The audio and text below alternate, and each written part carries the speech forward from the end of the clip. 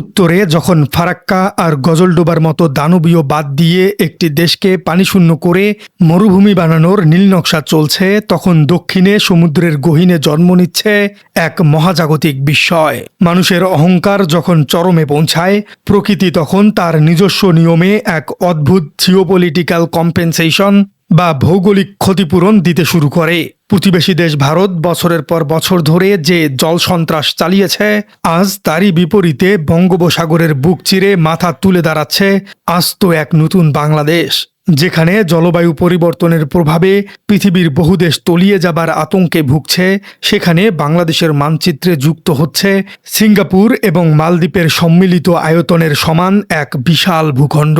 কিভাবে সম্ভব হলো প্রকৃতির এই জাদুকরী আশীর্বাদ? আর এই নতুন সাম্রাজ্য নিয়ে সাউথ ব্লকের ঘুম কেনই বা হারাম হয়ে গেছে? দর্শক, আন্তর্জাতিক ম্যাপ মেকার বা মানচিত্র বিশারদদের চোখ এখন রীতিমতো কপালে।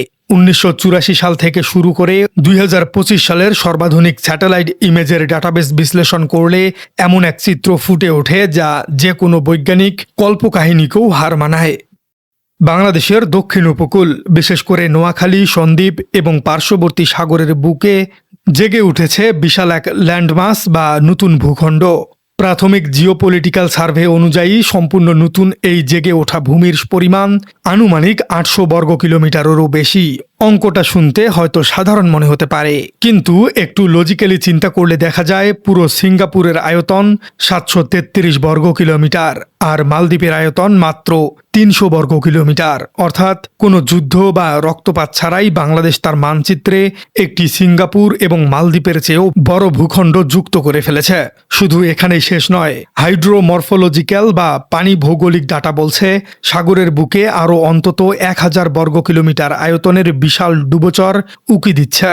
আগামী কয়েক দশকের মধ্যেই ক্রোজ ড্যাম বা আড়াআড়ি বাঁধের মতো প্রযুক্তিগত উদ্যোগ নেওয়া হলে এই নতুন ভূখণ্ডের আয়তন 15,000 বর্গ কিলোমিটার ছুঁয়ে যেতে পারে, যা আক্ষরিক অর্থেই আরেকটি নতুন বাংলাদেশের সমান। হঠাৎ করেই সাগরের বুকে এই বিশাল ভূখণ্ড কিভাবে তৈরি হচ্ছে, এর পেছনের বিজ্ঞানটি জানলে যে কেউ রোমাঞ্চিত হবেন।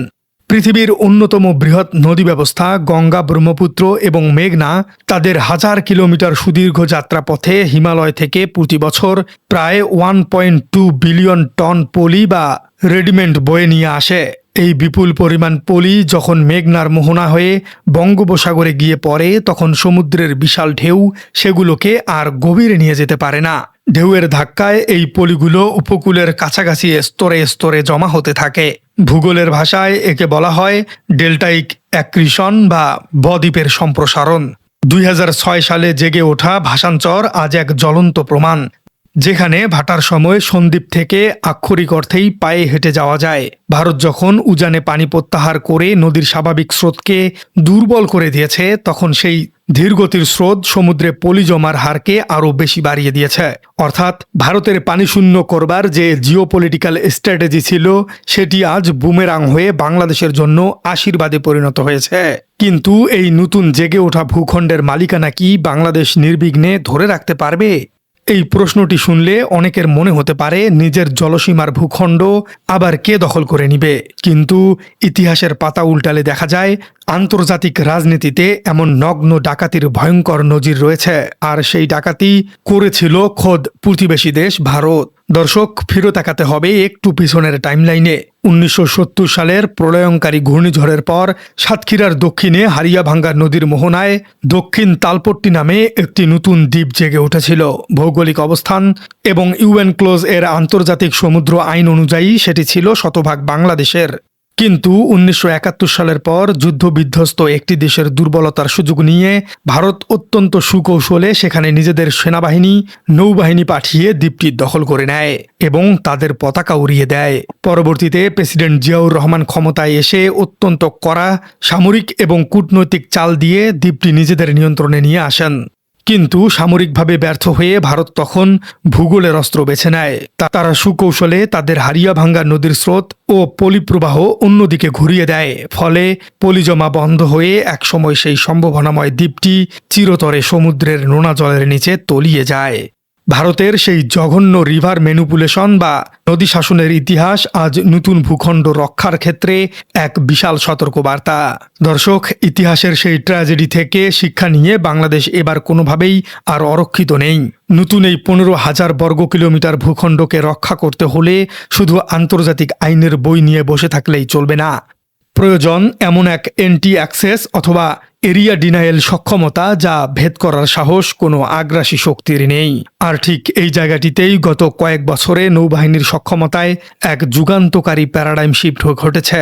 বঙ্গোপসাগরে এখন সর্বাধুনিক নজরদারির জন্য তৈরি করা হয়েছে অত্যাধুনিক মেরিটাইম ডোমেইন অ্যাওয়ারনেস বা MDA। নৌবাহিনীর হাতে থাকা ডার্নিয়ার 228 মেরিটাইম পেট্রোল এয়ারক্রাফটগুলোকে জার্মানি থেকে সর্বাধুনিক রাডার দিয়ে আপগ্রেড করা হয়েছে। এই রাডারগুলোর ক্ষমতা এতটাই ভয়ঙ্কর যে এরা আকাশ থেকে বিশাল যুদ্ধজাহাজ তো বটেই, এমনকি সমুদ্রের বুকে ভেসে থাকা ছোট কোনো স্পিডবোট বা সাবমেরিনের পেরিস্কোপকেও বহুদূর থেকে নিখুঁতভাবে শনাক্ত করতে পারে। অর্থাৎ ভারতের কোনো সন্দেহজনক নৌযান বা জলদস্যু যদি এই নতুন দ্বীপগুলোর দিকে এগোতে চায়, তবে ডার্নিয়ারের এই আই অন দ্য স্কাই বা আকাশ চোখ মুহূর্তের মধ্যেই তাদের শনাক্ত করে ফেলবে এবং বেইজ স্টেশনে রিয়েল টাইম ডাটা পাঠিয়ে দিবে। তবে বিশাল বঙ্গোপসাগর তো আর শুধু দুটি বিমান দিয়ে পাহারা দেওয়া সম্ভব নয়। তাই সমুদ্রের আকাশ জুড়ে বিছানো হয়েছে এক অদৃশ্য ইলেকট্রনিক জাল। সম্প্রতি মেগা প্ল্যান অনুযায়ী বাংলাদেশ কোস্টগার্ডকে দেওয়া হয়েছে সর্বাধুনিক নজরদারির হেলিকপ্টার।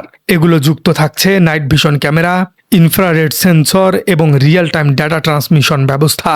ঘন কুয়াশা কিংবা কালবৈশাখীর প্রতিকূল আবহাওয়ায়ও এই কপ্টারগুলো সমুদ্রের প্রতিটি ইঞ্চির উপর কড়া নজর রাখবে। এর সাথে যুক্ত হচ্ছে তুরস্ক এবং চীন থেকে আমদানি করা অত্যাধুনিক আনম্যান্ড এরিয়াল ভেহিকল বা ড্রোন প্রযুক্তি। লং এন্ডুরেন্স এই ড্রোনগুলো দিনের পর দিন সমুদ্রের উপর ভাসতে পারবে।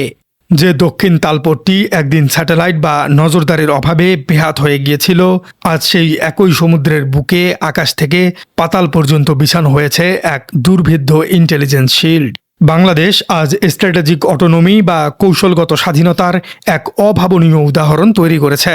ভারত কোনো উস্কানিমূলক পদক্ষেপ নিলেই ঢাকা এখন এমন কড়া ভাষায় পাল্টা জবাব দিচ্ছে, যা দেখে সাউথ ব্লকের কর্তারা রীতিমতো বিভ্রান্তিতে পড়েছেন। সবচেয়ে অবাক করার বিষয় হলো আমেরিকা এবং চীন, যারা বিশ্বমঞ্চে একে অপরের চরম শত্রু, তারাও আজ নিজেদের ইন্দো প্যাসিফিক স্বার্থে এমন সব পদক্ষেপ নিচ্ছে যা জাদুকরীভাবেই বাংলাদেশের পাল্লাকেই ভারী করছে। দর্শক, সাগরের বুকে জেগে ওঠা এই বিশাল ভূখণ্ড এবং ভারতের আধিপত্যবাদী নীতির এই ঐতিহাসিক পতনকে আপনি কিভাবে দেখছেন? আধুনিক রাডার আর ড্রোন প্রযুক্তি কি এই নতুন বাংলাদেশের সার্বভৌমত্ব রক্ষায় যথেষ্ট? আপনার মূল্যবান মতামত জানিয়ে দিন আমাদের কমেন্ট বক্সে। আর আমাদের চ্যানেলে নতুন হয়ে থাকলে চ্যানেলটি সাবস্ক্রাইব করে বেল আইকনটি বাজিয়ে দিন। দেখা হচ্ছে পরবর্তী কোনো ভিডিওতে।